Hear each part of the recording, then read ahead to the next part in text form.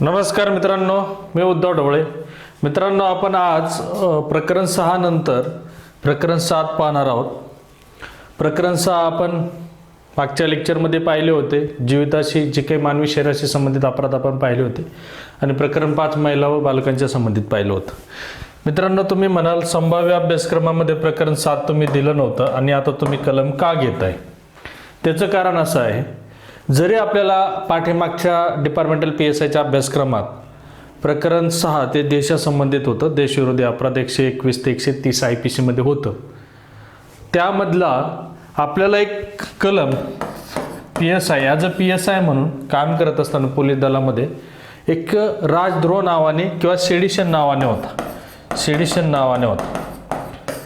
आता हा कलम खूप वादग्रस्त ठरला होता आणि तो कलम 2022 मध्ये जस्टिस रामन्ना यांच्या अंडर जे काही घटनापीठ होतं त्यांनी तो कलम सस्पेंड केला होता, जोपर्यंत केंद्र सरकार नवीन कायद्यामध्ये बदल करत नाही तोपर्यंत. आणि तोच जो राजद्रोह आहे, तो राजद्रोह आता जाऊन देशद्रोह आला आहे, देशद्रोह. आणि हा कलम जो आहे 152 आणि तो नेमका ह्याच प्रकरणामध्ये आहे, प्रकरण 7. जरी तुम्हाला अभ्यासक्रमात हा कलम येईल नाही येईल, परंतु हा कलम तुम्हाला ॲज अ पोलीस अधिकारी म्हणून, ॲज अ PSI म्हणून खूप महत्त्वाचा आहे. कारण काम करत असताना ह्या कलमाचा संबंध निश्चितपणे येणार आहे. तत्पूर्वी मी तुम्हाला थोडीशी प्रकरणाविषयी माहिती देईन. मित्रांनो, प्रकरण 6 संपलं. प्रत्येक प्रकरणाच्या ट्रिक्स मी तुम्हाला देत आलो आहे आणि त्याचा विस्तारही सांगत आलो आहे. विस्तार आणि प्रकरण का लक्षात ठेवायचं की जर आपल्याला एखादा प्रश्न प्रकरणाच्या ओरिएंटेड आला किंवा कलमाच्या ओरिएंटेड आला तर आपल्याला ते प्रकरण आणि विस्तारामुळे लक्षात येतं की हा कलम कोणत्या प्रकरणातला आहे, कोणत्या विषयाशी संबंधित आहे. म्हणून तुम्हाला ते प्रकरण आणि त्याचा विस्तार थोडासा लक्षात असावा. पाठ करायची गरज नाही, फक्त एक डोळ्याखालून घाला. आता याचा विस्तार आहे 147 ते 158. लक्षात ठेवा. आपल्याला प्रकरण 6 जीविताशी संबंधित अपराध पाहिले होते कलम 100 ते 146 पर्यंत. ते तुमच्या लक्षात आहे. तिथून प्रकरण 7 147 ते 158. आता हे प्रकरण 7 म्हणजे काय? प्रकरण 7 द्या देशाला साथ. देशाला साथ द्या म्हणजे काय? देशविरोधी अपराध करू नका आणि जे कोणी करणार असेल तर त्याला आसरा देऊ नका. म्हणजे ह्या प्रकरण 7 मध्ये साधारणपणे कोणते अपराध येतात? जे IPCचं प्रकरण 6 मधले येत होते तेच येतात. म्हणजे देशाच्या विरुद्ध युद्ध करू नका, देशाच्या विरुद्ध युद्धाची पूर्वतयारी करू नका, देशाच्या विरोधात म्हणजे जसं की राज्यपाल, राष्ट्रपती यांच्यावर हमले करू नका. त्याचबरोबर जे युद्ध कैदी आहेत त्यांना आसरा देऊ नका, त्यांना पळून जाण्यास मदत करू नका. भारत देशाचे संबंध इतर ज्या देशांशी चांगले आहेत, मग ते आशिया खंडातील मित्र देश असतील किंवा जगातील मित्र देश असेल, तर त्या देशात आपल्या भारतीयांनी किंवा भारतातील एखाद्या नागरिकाने जाऊन लुटमार करू नये, त्या अशांततेत सहभागी होऊ नये. जर तो तिकडे जाऊन लुटमार करत असेल, अशांततेत सहभागी होत असेल, तर आपण भारत म्हणून आपला जर नागरिक असेल तर त्याला आपण ह्या प्रकरणानुसार शिक्षा देण्याची तरतूद आहे. आता मित्रांनो, यातला फक्त आपल्याला एकच कलम पाहायचा आहे, कलम 152. आता सर्वप्रथम तुम्हाला थोडासा इतिहास डोकून पाहावा लागेल. राजद्रोह, सेडिशन. आता हा राजद्रोह सेडिशन हा ब्रिटिश कालीन कलम होता, जो आपल्याला माहिती असेल IPC जो होता, इंडियन पिनल कोड, तो 1 जानेवारी 1862 ला लागू झाला. म्हणजे पूर्वीच्या मूळ ड्राफ्टमध्येच हा सेडिशनची तरतूद होती लॉर्ड मॅकॉलेच्या काळातली. परंतु याची गरज कधी भासली 1870च्या दरम्यान. तुम्हाला माहिती, पठाणांचा बंड वगैरे, लॉर्ड मियो गव्हर्नर जनरल होते, त्यांनी ते इन्सर्ट केलं, लगेच IPC मध्ये इन्सर्ट केला हा सेडिशन 1870 ला. तो IPCच्या कलम 124A नावाने होता. लक्षात घ्या, IPCच्या कलम 124A नावाने होता सेडिशन, राजद्रोह. परंतु याच्यामध्ये राजद्रोह म्हणजे काय? हा देशाच्या एकता, अखंडता, एकताला पण संरक्षण देत होता. राष्ट्रीय एकात्मता असेल, अखंडता असेल, एकता असेल, यालाही संरक्षण देत होता. सोबत सरकारच्या विरोधात जाऊन कोणी अप्रीती निर्माण केली, नाखुशी निर्माण केली, तरी त्या संबंधित व्यक्तीवर सुद्धा हा राजद्रोहाचा गुन्हा दाखल व्हायचा, सेडिशनचा. आणि हा सेडिशन एक सरकारसाठी एक प्रकारे हत्यार बनलं होतं. हत्यार कसं बनलं होतं, त्याला आपण म्हणतो ना की व्यक्ती स्वातंत्र्य जे आहे, फ्रीडम ऑफ एक्सप्रेशन, तर त्या व्यक्ती स्वातंत्र्य गदा आणण्यासाठी सरकारला एक प्रकारे ते हत्यार होतं हे सेडिशन.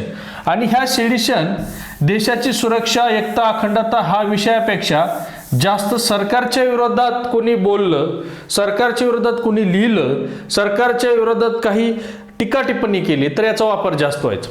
हा ब्रिटिशकालीनच त्याचा पायंडा होता. तुम्हाला माहिती आहे, सगळ्यात आपला जर देशात झालं तर लोकमान्य टिळक, महाराष्ट्रातील लोकमान्य टिळक असानी यांच्यावर सुद्धा हा गुन्हा दाखल झाला होता. म्हणजे रँडची हत्या असेल, चापेकर बंधूंच्या वेळेस, बंधूंकडून ज्यावेळेस आपण पाहिलंय त्यावेळेस चापेकर बंधूंवर होणारी कारवाई, झालेली कारवाई हे पाहून स्वतः लोकमान्य टिळक काय म्हटलं होते की सूड घेणे म्हणजे राज्य करणे नव्हे, सरकारचं डोकं ठिकाणावर आहे का. मग त्यांना त्या राजद्रोहाच्या गुन्ह्याची शिक्षा आपल्याला माहिती आहे, 1908 ते 1914 अशी 6 वर्षे त्यांना मंडालेच्या तुरुंगात जाऊन भोगावे लागले या सेडिशनची शिक्षा. स्वतः चोरी चौरा जे प्रकरण झालं होतं, म्हणजे असहकार चळवळ सगळ्यांना माहिती असेल, त्यामध्ये हिंसक वळण लागलं होतं आणि महात्मा गांधीजींनी असहकार मागे घेतली होती. तर महात्मा गांधीजींना सुद्धा सेडिशनच्या नावाखाली त्यांना सुद्धा जेल झाली होती. म्हणजे हा सेडिशन दाखल होण्याचे प्रकरण ब्रिटिश कालापासूनचे आहेत. नंतर भारत स्वतंत्र झाला तरी सुद्धा श्यामाप्रसाद मुखर्जी सारखे चळवळीतले नेते सुद्धा म्हणत होते की आता हे नको, आहे राजद्रोहाचा गुन्हा काढून टाका. परंतु ह्या राजद्रोहाचा गुन्हा 124A हा केवळ राजद्रोह म्हणजे सरकारच्या विरोधातलाच नव्हता, तर राष्ट्रीय सुरक्षितता, एकता, अखंडता, एकात्मता याचा सुद्धा विचार करणारा होता. आणि हा 124A स्वतः केदारनाथ, लक्षात घ्या, केदारनाथ जो जजमेंट आहे 1962चं सुप्रीम कोर्टचं, केदारनाथ जजमेंटमध्ये सुद्धा काय निर्णय दिला होता की हा वैध आहे. म्हणजे याच्यामध्ये तुमचे जे काही फ्रीडम ऑफ एक्सप्रेशन आहे किंवा व्यक्तिगत बोलण्याचा जो अधिकार आहे, लिहिण्याचा अधिकार आहे, भाष्य म्हणजे त्याला व्यक्तिगत स्वातंत्र्य म्हणतो आपण, किंवा त्याला आपण भाषणाचं स्वातंत्र्य म्हणतो, तर त्याच्यावर जरी आपल्याला गदा आणणारं दिसतं, परंतु यामध्ये केदारनाथ खटल्यात सुद्धा काय गाईडलाईन दिले होते की एखाद्याच्या वक्तव्याने, एखाद्याच्या लिखाणाने जर हिंसक वळण लागत असेल, हिंसा निर्माण होणारी असेल, कायदा सुव्यवस्थेचा प्रश्न निर्माण होणार असेल तर तो गुन्हा दाखल करा. परंतु याच्यामध्ये जो राजद्रोह होता, हा राजद्रोहाचा राजकीय हत्यार म्हणून खूप सारा वापर होताना दिसायचा. जसं की अलीकडचे जर उदाहरण सांगायचं झालं तर आसाममध्ये भाजपचं सरकार असेल, काँग्रेसचा एखादा नेता कुठेतरी काहीतरी बोलला आणि मग आसाममध्ये गुन्हा दाखल होणार, आसामचे पोलीस त्याला दिल्लीत अरेस्ट करायला जाणार. गुजरातमध्ये असेल, म्हणजे सरकारे बदलली, विरोधकांवर तो एक राजकीय हत्यार म्हणून वापर केला जायचा. 2022 मध्ये तुम्हाला माहिती आहे की हा जो राजद्रोह आहे, या राजद्रोहाच्या बाबतीत जसं की नवनीत राणांचं प्रकरण असेल, नवनीत राणा यांनी उद्धव ठाकरे साहेबांच्या घरासमोर हनुमान चालीसा म्हणायचं, म्हणजे ऍक्च्युली एखाद्याला व्यक्तिगत टार्गेट करणं, व्यक्तिगत बोलणं, या अनुषंगाने आपण म्हणू शकतो हे चुकीचं आहे. परंतु नवनीत राणा असेल किंवा हे ते मुख्यमंत्र्यांच्या खाजगी जे आपण निवासस्थान आहे त्या ठिकाणी त्यांनी जी परिस्थिती निर्माण केली होती किंवा जे स्टेटमेंट दिलं असेल, ह्या स्टेटमेंटचा आधार घेऊन हे अधिकार राज्य सरकारला होता आणि राज्य सरकारने त्यांच्यावर गुन्हा दाखल, मग हा गुन्हा दाखल होणं सेडिशनचा. त्याचप्रमाणे जसं की कंगना रनौत यांनी काही स्टेटमेंट असे केले होते की मुंबई म्हणजे पाकव्याप्त काश्मीरच्या परिस्थिती निर्माण झालेल्या आहे किंवा मिळालेलं, देशाला स्वातंत्र्य मिळालेलं ही एक प्रकारचं भीक आहे.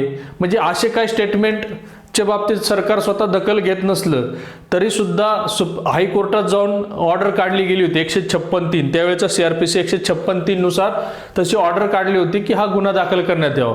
मग हे कुठंतरी राजकीय हत्यार म्हणून वापर होत होता, हे कुठंतरी कुणाच्या लक्षात आलं, न्याय व्यवस्थेच्या लक्षात आलं.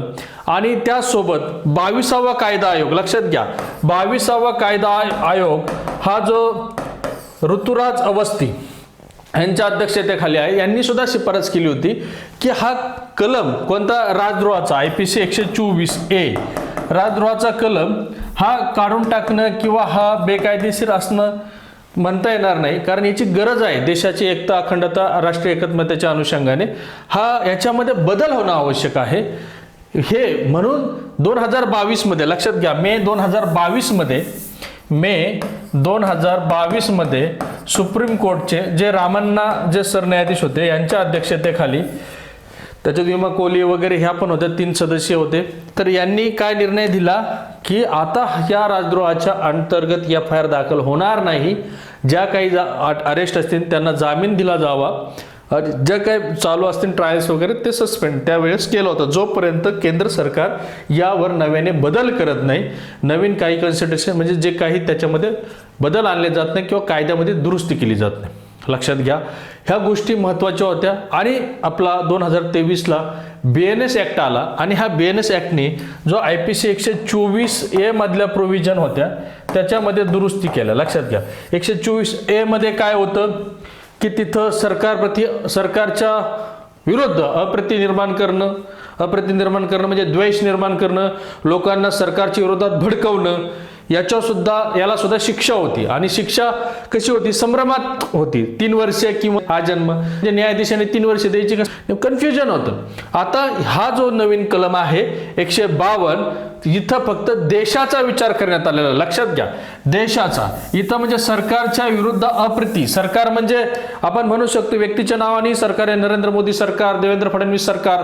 सरकारवर एखादी काय म्हणतो ना, कायद्याच्या चौकटीत रचनात्मक टीका केली, एखादं धोरण पसंत नाही म्हणून नापसंतीवर टीका केली, तर हे इथं देशद्रोहात येणार नाही. इथं राजद्रोह म्हणजे सरकारच्या अगेन्स्ट हा विषय लागू होत होता. आता देशद्रोह म्हणजे काय, इथं आपण हा शब्द वापरू शकतो. राजद्रोहाच्या ऐवजी देशद्रोह हा नवीन कलम जो 152 मध्ये आला, 124A च्या ऐवजी 152. आणि हा फ्रीडम ऑफ एक्सप्रेशन लॉ म्हणजे भारतीय राज्यघटनेच्या विरोधात नाही. जर कोणता खटला सांगायचं जर झालं तर मी तुम्हाला सुरुवातीला सांगितलं 1962चा केदारनाथ खटला घेऊ शकता तुम्ही, केदारनाथ जजमेंट घेऊ शकता 1962चं सुप्रीम कोर्टचं. तर हा खटला खूप महत्वाचा गाजलेला खटला आहे, केदारनाथ जजमेंट. म्हणजे आता ह्या देशद्रोहामध्ये फक्त देशाचा विचार होईल. भारताचे सार्वभौमत्व म्हणजे सोयर्निटी, जी काही भारताचं सार्वभौमत्व आहे त्याच्या विरोधात कोणी हे करायचं नाही, टीका टिप्पणी लिखाण किंवा त्या अनुषंगाने काही हिंसक गोष्टी होऊ नये, तसं लोकांना भडकवणं ह्या गोष्टी करायच्या नाही. एकता आणि अखंडता धोक्यात आणायची नाही. जर आणली तर शिक्षा 7 वर्षापर्यंत किंवा आजन्म कारावासापर्यंत. आणि मित्रांनो, याच्यात हे ज्या काही पाठीमागच्या घडामोडी झाल्या, ज्या जजमेंट आल्या, ज्या कॉन्ट्रोवर्सी ठरल्यात, त्याचा खुलासा करण्यासाठी ह्या कलमात स्पष्टीकरण सुद्धा दिलेलं आहे. हे पण लक्षात असू द्या, स्पष्टीकरण सुद्धा दिलेलं आहे. आता 152 कसं लक्षात ठेवायचा, जो देशाच्या विरुद्ध वागेल किंवा देशाशी देशद्रोह करेल तो आपल्यासाठी रावण. 152 जो देशाशी देशद्रोह करेल, देशद्रोही रावण असंही म्हणू आपण. 152 रावण लगेच लक्षात येईल. आता भारताचे सार्वभौमत्व, एकता आणि अखंडता धोक्यात आणणारे कृत्य कोणते? जो कोणी हेतुपुरस्पर जाणून बुजून म्हणजे उद्देशपूर्वक शब्दाद्वारे, मग तो शब्द लिखित असू शकतो, तोंडी असू शकतो किंवा एखाद्या ठिकाणी एकतर बोलून किंवा लिहून किंवा चिन्हांद्वारे, चिन्ह सुद्धा केले जातात ज्याच्यामध्ये आपल्या राष्ट्रीय प्रतीकांना काहीतरी हे केलेलं असू शकतं, चिन्हांद्वारे किंवा दृश्यमान प्रतिनिधित्वाद्वारे किंवा वीजकीय इलेक्ट्रॉनिक स्वरूपात काही इमेज बनवून, इलेक्ट्रॉनिक संदेश वहनाद्वारे किंवा आर्थिक साधनाच्या वापराद्वारे किंवा अन्यथा अलिप्तपणा किंवा सशस्त्र बंड किंवा विघातक क्रियाकलाप. म्हणजे ऑलरेडी देशाच्या विरुद्ध अपराध होत असेल तर आपला UAPA act, unlawful activity prohibition act, तो पण आहे UAPA ऍक्ट.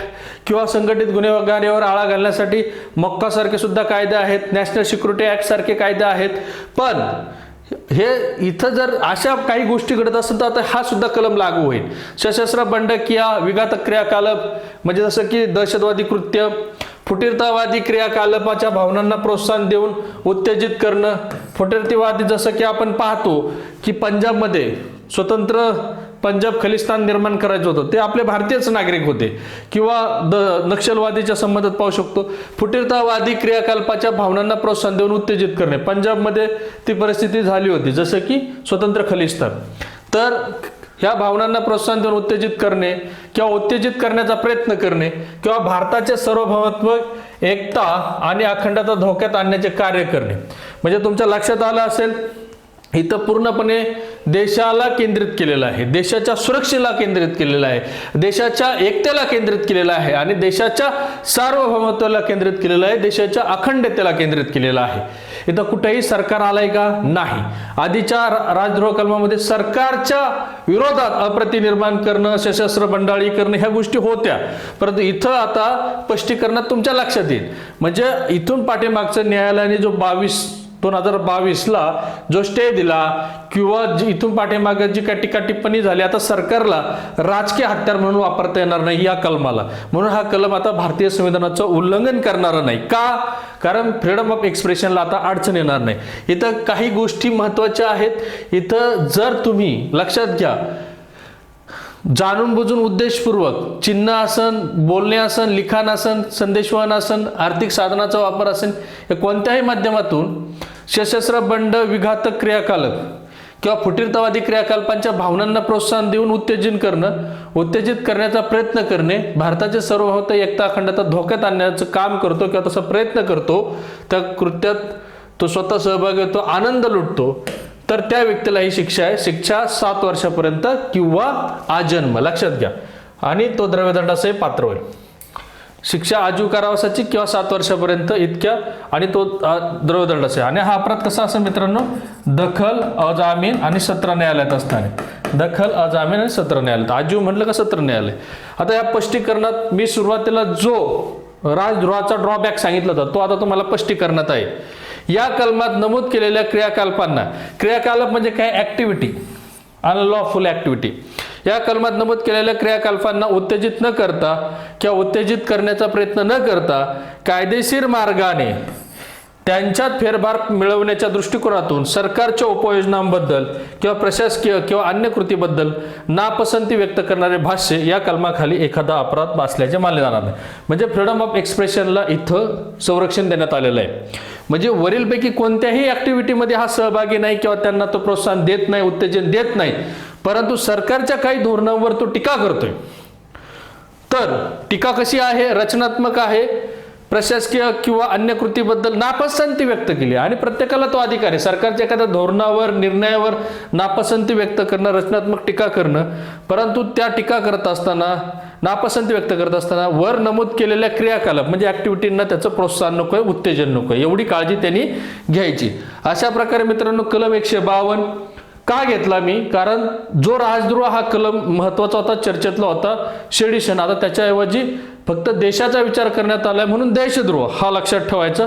इथं तुम्हाला सरकारच्या एखाद्या धोरणावर नापसंती व्यक्त करू शकतात, परंतु ह्या ज्या वरील ऍक्टिव्हिटी आहेत अनलॉफुली की जे देशाची एकता, अखंडता आणि सार्वभौमत्व धोक्यात आणणारे असेल, तर त्यात मात्र सहभाग असेल तर मात्र हा कलम देशद्रोहाचा लागेल. म्हणून देशाच्या देशद्रोह हा कलम असणं 22व्या कायदा आयोगाचंही मत होतं आणि यांनी सुद्धा कायदेशीर ठरवलं होतं केदारनाथ खटल्याने, त्याच्यामुळे तो कलम ठेवला. फक्त त्याचं राजकीय हत्यार किंवा राज्य सरकारकडून होणारा त्याचा दुरुपयोग हा थांबावा ह्या हेतूने मात्र आता याच्यामध्ये थोडेसे म्हणजे महत्वाचाच बदल करण्यात आलेला आहे. महत्वाचं म्हणजे काय? सरकारच्या विरोधात अप्रति निर्माण करणारे वक्तव्य केलं, सरकार उलथून टाकण्याच्या अनुषंगाने काहीतरी वक्तव्य केलं, परंतु पुढे काही त्याला कायदा सुव्यवस्थेचा प्रश्नच निर्माण होत नाहीये, पुढे जाऊन काही हिंसक काही गोष्टी होतच नाही, तरीही त्या व्यक्तीवर कारवाई चालूच आहे.